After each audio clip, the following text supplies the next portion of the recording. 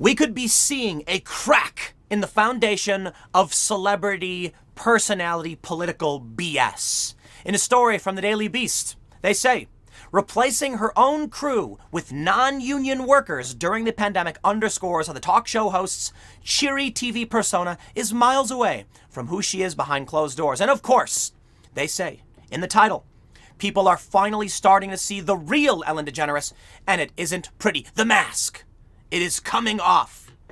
You know, we have this obsession with supporting celebrity personalities who pretend to care about you. They do not.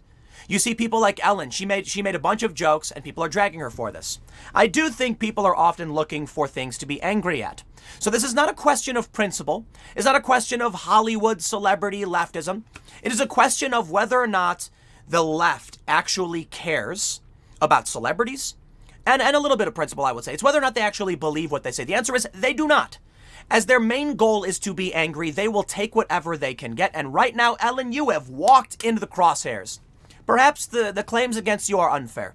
Perhaps, I don't know. I will tell you, live by the sword, die by the sword. You reap what you sow. Sayings should be familiar to everybody.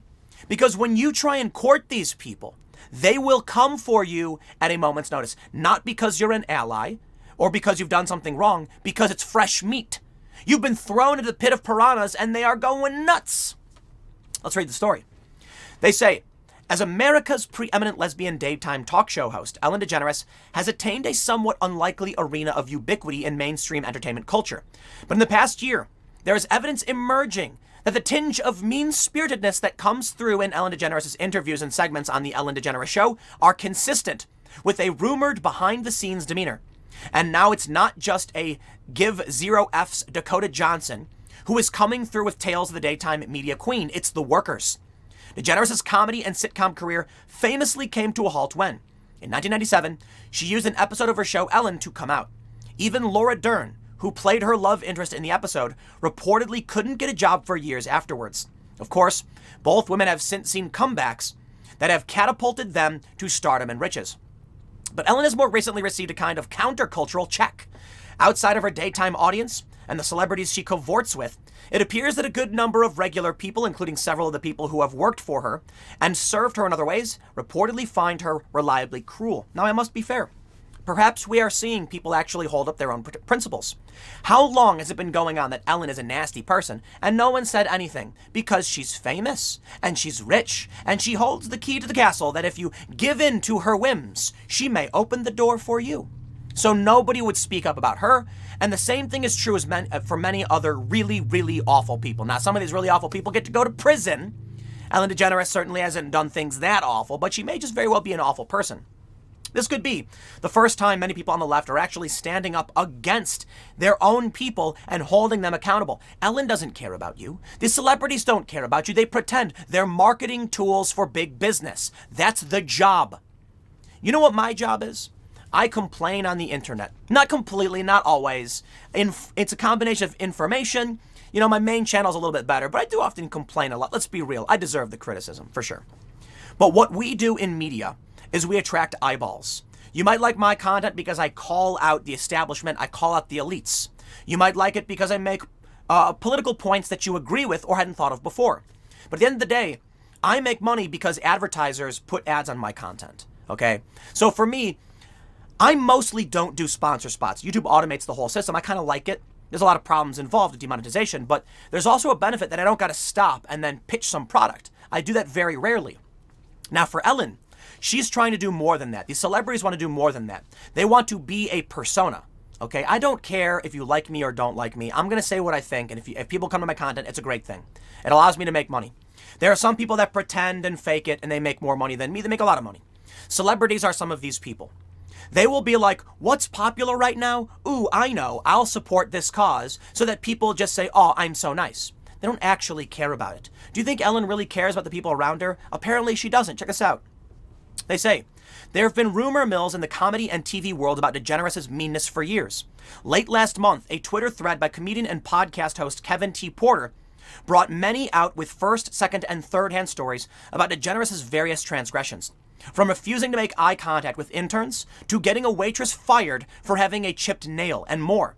Almost none of these stories have been shared or confirmed by anyone still in the industry, but in 2014, former Ellen head writer Karen Kilgariff did share with Mark Marone that she was fired from the show after refusing to cross the picket line during the 2008 writer's strike. DeGeneres has allegedly never spoke to Kilgariff since. Some of these people are just some of the worst people you could possibly imagine. Look, man, what I don't understand is, like, you look like someone like Cenk Uygur of the Young Turks. People at his company want to unionize. What does he do? He punishes them. He screams at them. He fired a guy. Well, I don't understand this. I guess I must truly be a person of principle. I would never do that. There's no amount of money that's worth. If people are striking, hey, all right, I guess. Whatever. Maybe it's because of the way I run my show. Maybe it's because of the way I work. But why would you toss people into the gutter like that? That to me is mind-boggling. Must be truly awful to work for these people. But you know what? It reminds me of something George Carlin said, that too many Americans just elect these millionaires, a-holes, who don't care about you. They don't care about you. That's what he said. And it says a lot to me. He's right. Ellen doesn't care about you. She smiles on TV because she's there to sell you a product. You go on her show, and she sells you a product with smiles and handshakes and love. And behind the scenes, she fires people who won't violate their principles. She hires non-union crews. She doesn't care about anybody. And that's most of these people. They're just marketing tools. Let's read a little bit. They say, earlier this year, DeGeneres came under fire for more public-facing actions after photos came out of her laughing it up at a Dallas Cowboys game with George W. Bush. Fans and critics expressed anger that the host would get chummy with the head cheerleader of the Iraq War. Except many conservatives were like, dude, what are you going to do? We don't like Bush. I get it, but she's sitting at a ball game. Chill out. DeGeneres dismissed the criticism by saying that liberals and conservatives should be able to reach across the aisle to be friends. Granted, it's a little bit different than that, Miss DeGeneres. Bush, war, dead people. Okay, it's not just about being a conservative. And not at all. But more recently, it's become clear that DeGeneres doesn't quite extend that self-styled grace toward those who cannot escape by virtue of being the head of it, the incarcerated, performing a monologue from her multi-million-dollar Beverly Hills home during the ongoing California lockdown. DeGeneres cracked that being self-isolated is like being in jail. It's mostly because I've been wearing the same clothes for 10 days and everyone here is gay. Once again, viewers were incensed. Okay, listen, they just want to be angry. She made a joke. I get the joke. I don't think it's a good joke, but I get the joke, okay? I think someone wrote it for her, and she is now reaping what she has sown. You want to be a part of this woke outrage? You want to foment this for years? You were the one stirring the pot the whole time, making things crazier and making things worse, and now they've come for you. You know what? They can come for me all day and night, but I don't surround myself by these people, and I don't become dependent upon them. That's why I love all you guys who watch, because I know that I can make an offensive joke, and I have, on the IRL podcast, notably, and people are going to be like, I get it. It's either a good joke, a bad joke, or, whatever. I'm going to keep watching. I got no beef against Ellen for making this joke, but now we can see the left is finally starting to turn things around. Of course, perhaps I'm wrong about this because as Obama called it, it's a circular firing squad. I think they don't have principles. I think they just want to be angry.